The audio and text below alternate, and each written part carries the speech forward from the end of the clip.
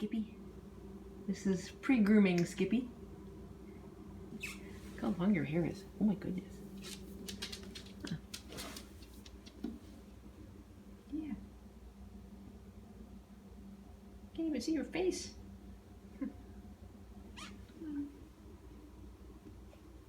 Off to the groomers. Back from the groomers. And exhausted. It's nap time.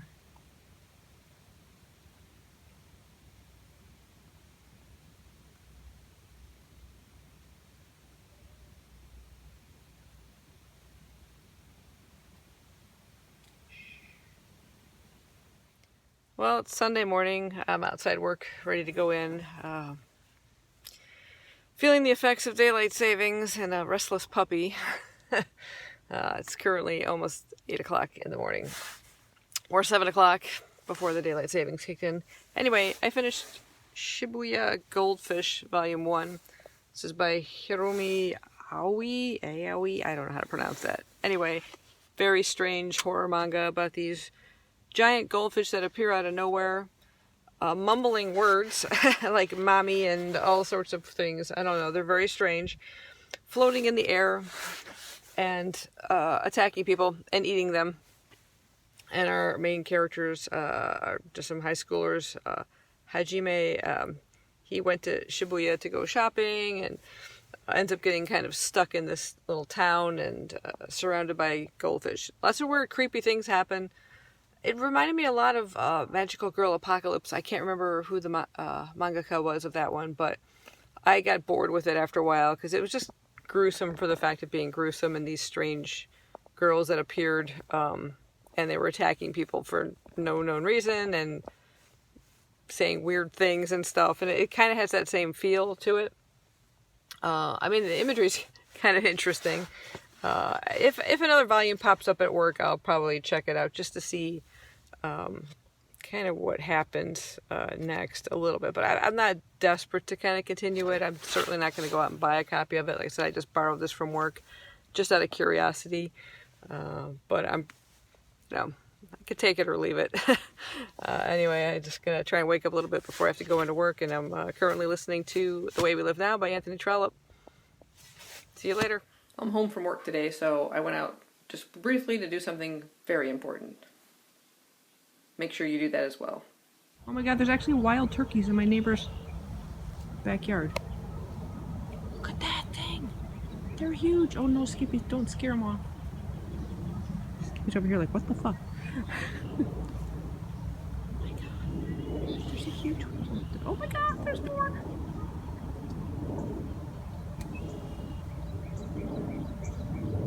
I've never seen this in like the 50 years we've been living in this house.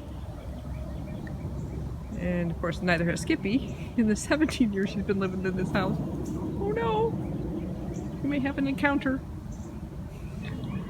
She's getting closer. Oh my god. This is unbelievable. Uh-oh. Be a good girl. Don't bother him.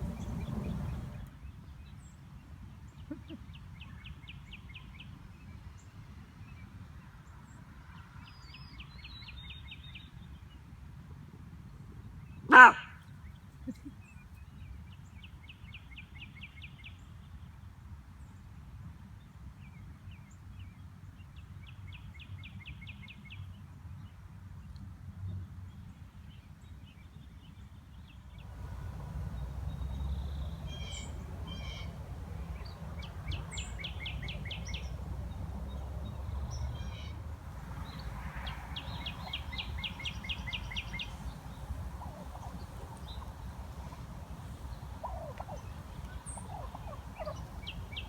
They're trying to find their way out the other side of the fence where the other one flew.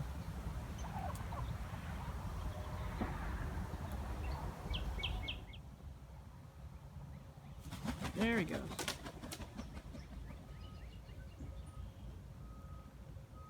Wow.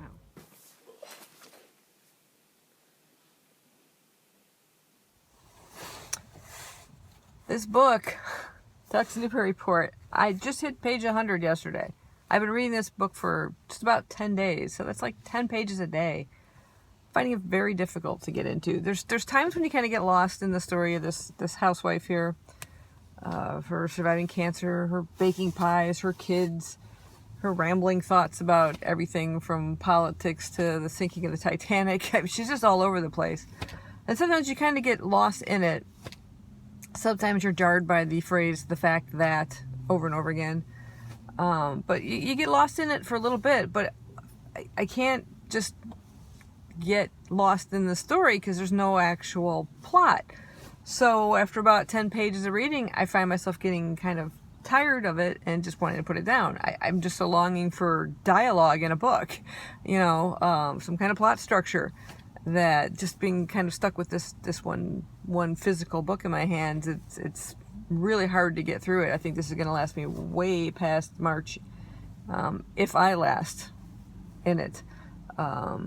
I don't know. We'll see. I'm gonna keep plowing through it, but I don't know. I don't know how it's gonna go. If you guys have read it, did you find this difficult to? I mean, I can't see it being this long and the same thing going over and over again throughout the entire book. Is there some major shift in her thoughts or something to make it interesting enough to keep going? I don't know. I'm just gonna just keep plowing on it, I guess. But let me know your thoughts, down below. How you found, if you're struggling to get through this when you were reading it. Are you currently reading it? Are you thinking about reading it? Let me know in the comments below. Hi, Skippy. Hi, bud. What you doing? Popped in to say hi.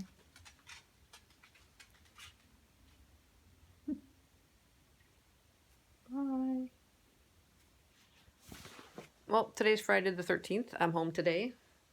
Good thing, because I'm sure work is crazy, especially with, I think we're in a full moon phase right now.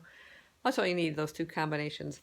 I'm on chapter 28 of The Way We Live Now by Anthony Trollope as part of the read-along from Steve Donahue's channel. I should actually have been on chapter 40 on the 8th, Sunday the 8th, so I'm obviously well behind. I didn't know we were actually starting the week before March. But I'm still continuing to enjoy this. This features Lady Carberry, who at the beginning we find out she is a widow with 2 children, a son and a daughter. She married quite young. She was 18. Her husband was 44, I think, at the time. Not a very nice man. He drank a lot, kind of ill-used her. And now that he's passed away, typical of that time, left most of his fortune to his son, who's supposed to receive £1,000 a year. His name is Felix. And to the widow, also receives £1,000 a year, but that's to maintain the household and also for the upbringing of their daughter and the son, who's still living in the home. And actually, he continues to borrow money from his mother as he overspends on things. And, he has horses for, hunting or whatever, and playing cards and things. And he has a certain lifestyle to kind of maintain. And the mother is overly indulgent. It just kind of sickens me the way she spoils him, loans him out this money and stuff. And she's exceedingly devoted to him, almost more so than definitely more so than her daughter. And she's desperate to kind of marry him off into some kind of financial security. So she has her sights on the daughter of Augustus Melmotte, who's very well known, a very rich man, although he's gotten his money kind of through ill gains. He's basically a swindler, but she sees that as a financial security for her son. So Felix is like, could care less one way or another. Yeah, she's got money if he kind of proposes to her, but he's kind of more infatuated by another woman. This kind of theme I see quite often. It's like, the parents or the mother or whoever trying to marry off the eldest son or the daughter or whatever to money, rather than let them find someone they actually, love. So that's kind of a recurring theme you see quite often in this. But I like Lady Cadbury. I keep wanting to say Cadbury. She's not chocolate background. Lady Carberry. I like her character. She's trying to kind of sustain her own financial security by writing, although I don't think she's quite that good at it, and starts out with some letters to various publishers and things in the beginning. But we'll see how that goes. But I'm really enjoying it. Like I said, I'm only on chapter 28, so I've got some catching up to do. I'm mostly listening to this on audiobook when I get a chance. And then I last reported I was on page 100 of Duck's Newberry Report. I've since read 32 pages last night, so a little further than my usual 10 pages a day. I get a little bit more into it, but again, it's kind of the same thing. It's just thoughts over and over again. In fact, there was one part I came across where she literally says, the fact that, what is with this constant monologue in my head? The fact that, why am I telling myself all this stuff since I know it already? The fact that I knew it all before, I said it to myself because I'm me. And so I had to check that part because I'm like, yes, what is it with this constant monologue? This is a exceedingly long monologue flipping through your head. I mean, we all kind of talk to ourselves, you know, but I don't know that you could put it down on a page like this. I got to see where this goes. I'm going to keep plowing on. So I'm going to go ahead and upload this vlog and then get down to some reading. I have, it's, what is it, like 2:30 in the afternoon right now, and I haven't read a single thing yet. It's not good. Off to reading. See you guys later.